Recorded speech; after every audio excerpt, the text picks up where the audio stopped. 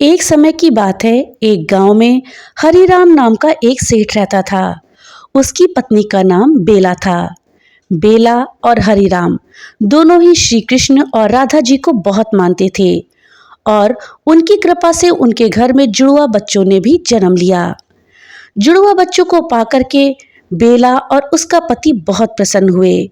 जब दोनों बच्चे 1 साल के हो गए तो उन दोनों पति पत्नी ने माथा टेकने के लिए बरसाना धाम को जाने के लिए तैयारी करी। बेला का पति बहुत ही धनी व्यक्ति था। ठाकुर जी के नाम के साथ साथ उसके पास धन की कोई कमी नहीं थी। जिस गाड़ी से उन दोनों पति पत्नी को बरसाना धाम जाना था, वो गाड़ी अचानक से काफी देरी से चलनी थी।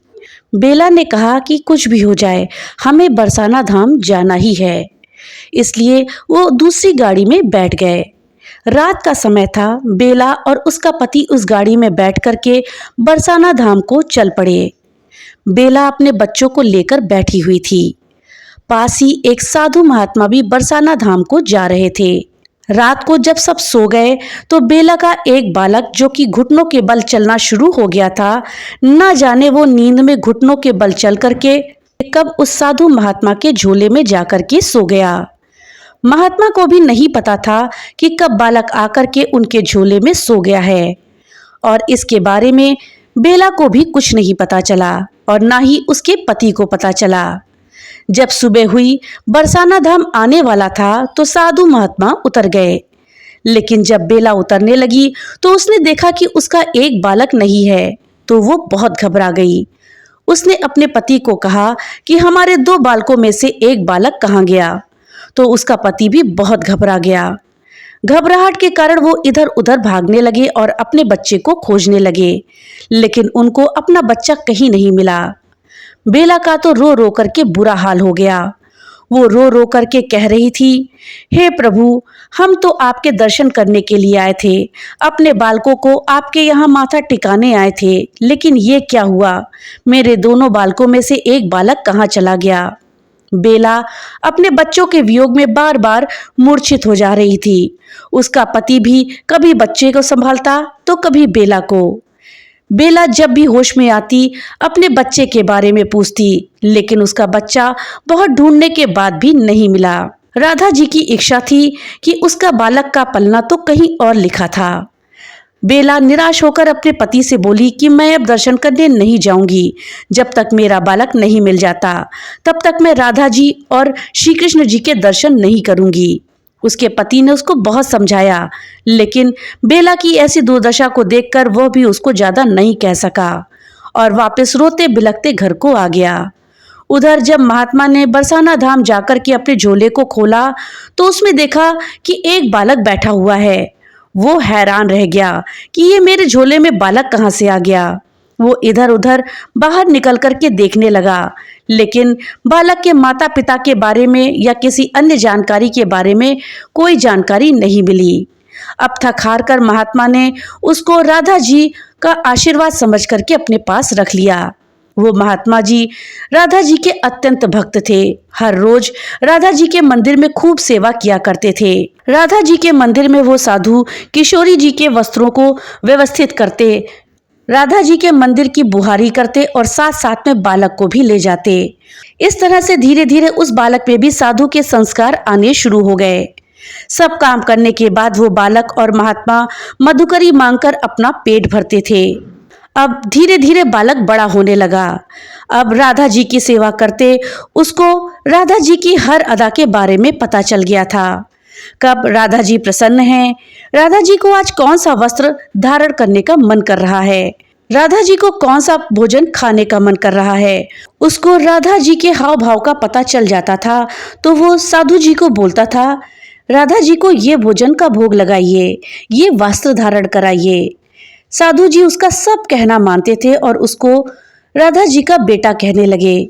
अब वो बालक 12 वर्ष का हो चुका था। बेला अब तक अपने बेटे को नहीं भूल पाई थी और ना ही वो कभी उसके बाद राधा जी के दर्शन को गई थी।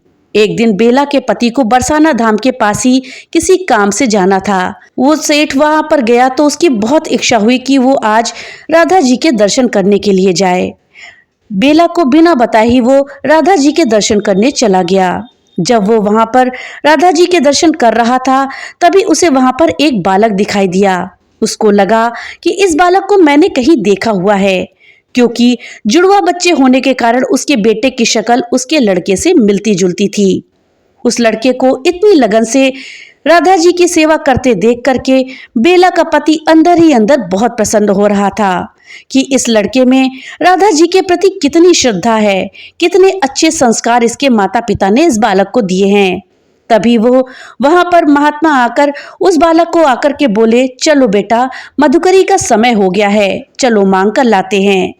वीडियो में आगे बढ़ने से पहले आपसे एक छोटी सी रिक्वेस्ट है कि अगर अभी तक आपने वीडियो को लाइक नहीं किया है तो कृपया वीडियो को लाइक कर दें और ज़्यादा से ज़्यादा शेयर करें, जिससे कि ये जानकारी अधिकतर लोगों तक पहुंच पाए।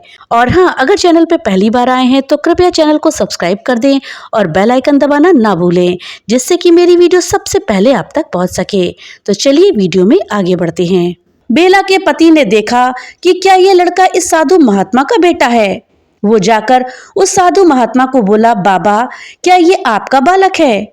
आपने इसको इतने कितने अच्छे संस्कार दिए हैं। बाबा ने बेला के पति को झुक करके राधे राधे कहा और कहा कि मैं इसका पिता नहीं हूँ। इसके माता पिता तो राधा जी और कृष्ण जी हैं, मैं तो सिर्फ इसका नाम का बाबा हूँ। इसको राधा जी ने मेरी झोली में डाल दिया है। बेला का पति बोला, मैं कुछ समझा नहीं बाबा। महात्मा जी बोले, मैं राधा जी के प्रांगण में खड़ा हूँ, इसलिए झूठ नहीं बोलूंगा। उसने बताया कि कैसे उसको बालक गाड़ी में उसके झोले में मिला था। बेला का पति ये सुनकर हैरान हो गया। उसने महात्मा जी को कहा कि आप कृपा करके कुछ विस्तार से बताइए। बाबा ने कहा कि आज से 12 साल पहले कैसे ये बालक उनको मिल गया था। तब ये बालक 1 साल का था। ये सुनकर बेला का पति काफी देर तक चुप रहा, उसको कुछ सूझ ही नहीं रहा था।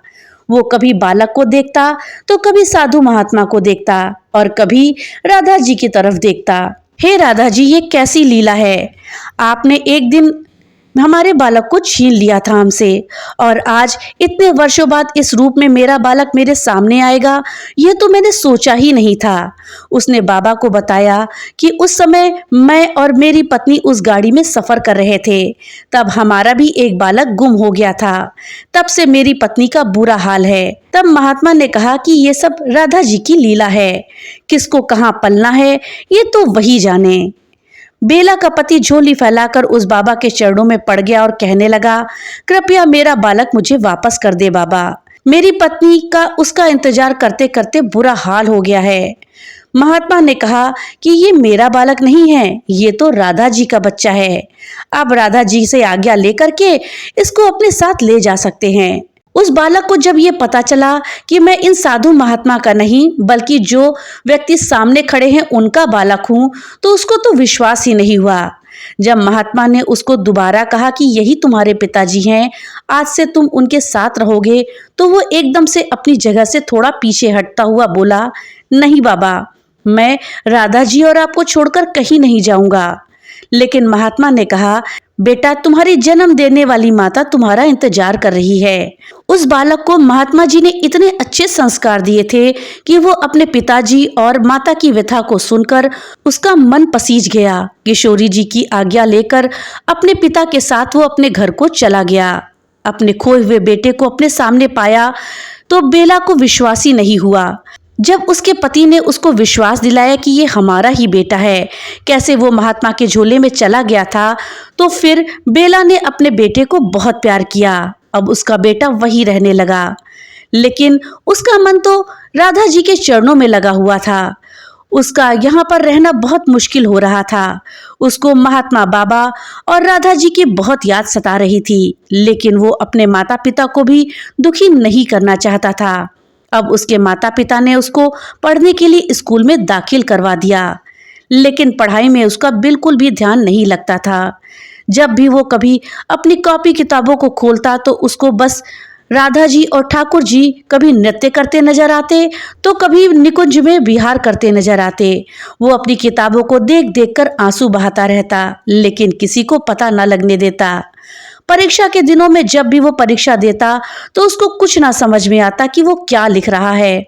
उसको तो बस हर जगह राधा जी ही नजर आती। उसकी आंखों में आंसू बहते जाते। आंसुओं से न जाने क्या क्या लिख जाता कि वो हर कक्षा में पास हो जाता। अपने माता पिता के घर आने के बावजूद वो अपने कमरे में नियम से सुबह 4 बजे उठ करके राधा जी का ध्यान करता और मानसिक रूप से राधा जी के प्रांगण में सेवा करता। राधा जी के वस्त्रों को व्यवस्थित करके रखता, राधा जी को स्नान करवाता, नए वस्त्र धारण करवाता, उनकी इत्र सेवा करता और उसके बाद उसके हाथों पर लगा हुआ वो इत्र वो अपने वस्त्रों से पोंछ लेता। वो किशोरी जी की मानसिक रूप से सेवा करता था। लेकिन जब उसका ध्यान टूटता तो वह देखता कि सचमुच उसके वस्त्रों में से राधा जी के इत्र की सुगंध आ रही होती थी, लेकिन उसने कभी भी इसके बारे में किसी को कुछ नहीं बताया। उसके माता पिता उसको कई बार पूछते कि बेटा तुम्हारे वस्त्रों में से कैसी सुगंध आती है, लेकिन वो मौन रहता और कुछ ना बोलता। बेला अपने बेटों को पाकर के बहुत खुश थी। अब वो चाहती थी कि वो जाकर के राधा जी का धन्यवाद करके आए। एक दिन उसने अपने पति से कहा कि चलो बरसाना धाम को चलते हैं, तो उसके पति ने जल्दी से हामी भर दी। बेला अपने बेटों को लेकर के बरसाना धाम को गई। बरसाना धाम पहुंचने पर जब वो निज महल में पहुंचे तो वहां के गुसाई भागे भागे उस लड़के के पास आए और बोले, लल्ला जब से तुम गए हो राधा जी के मुख पर अजीब सी उदासी थी, लेकिन आज तुम्हें आते देखते ही देखो राधा जी का चेहरा कितनी अच्छी तरह से मुस्कुरा रहा है। आज तो राधा जी को प्रसन्न देख करके कृष्ण जी भी कितने प्रसन्न हैं। तभी वहां पर महात्मा जी भी आए और उस बालक को अपने गले लगाकर बोले, बेटा जब से तुम गए हो तब से राधा जी मेरे सपनों में रोज आती हैं और मुझे रोज ताना देती हैं कि मेरे बालक को कहाँ भेज दिया। ये सुनकर के बेला और उसका पति एकदम से हैरान हो गए। तभी गुसाई जी ने उस बालक को बताया कि जो तुम रोज सेवा करते थे ना जाने राधा जी की वह सेवा हर रोज अपने आप कैसे पूरी हो जाती है।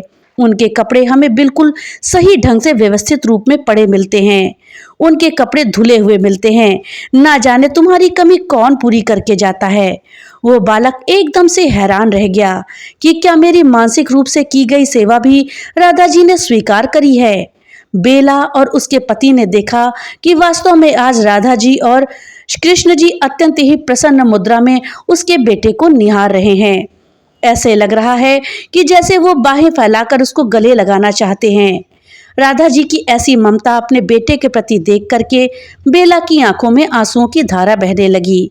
वो कहने लगी कि मैं कितनी सौभाग्यशाली हूँ कि मेरे बेटे को राधा जी ने अपनाया है। मेरा बेटा जो मेरे पास केवल 1 साल रहा, मेरा उसके बगैर रो रो कर बुरा हाल था, लेकिन ये तो राधा जी के पास 12 साल रहा है। राधा जी तो उसकी माँ बन चुकी थी, तो राधा जी को भी इस बालक की याद आती होगी। उसने राधा जी के चरणों में जाकर उनसे क्षमा मांगी और कहा, हे राधा मुझे क्षमा कर दीजिए, ये मेरा पुत्र मेरा नहीं है बल्कि आपका ही है। आज से ये आपकी सेवा में रहेगा, आप ही इसकी माता हैं। बस अपनी कृपा दृष्टि हम सब पर बनाए रखना। मैं धन्य हूँ जो मेरे लाल को आप अपना लाल मान लिया और उसको इतने अच्छे संस्कार दिए। आज राधा जी के प्रांगण में एक अजीब तरह की धूम थी। शायद राधा जी को अपना पुत्र वापस मिल गया था और उन्हें इस बात की खुशी थी। आज हर तरह से राधे राधे का जाप हो रहा था। आज बेला भी खुश थी, वो बालक भी खुश था और राधा जी भी खुश थी, साथ ही कृष्ण जी भी खुश थे। चारों तरफ खुशी का माहौल था और हर तरफ से राधे राधे की आवाज आ रही थी। दोस्तों वीडियो अगर अच्छी लगी हो तो कमेंट बॉक्स में राधे राधे जरूर लिखिएगा। तो मिलते हैं अगली नई वीडियो के साथ, तब तक के लिए राधे राधे।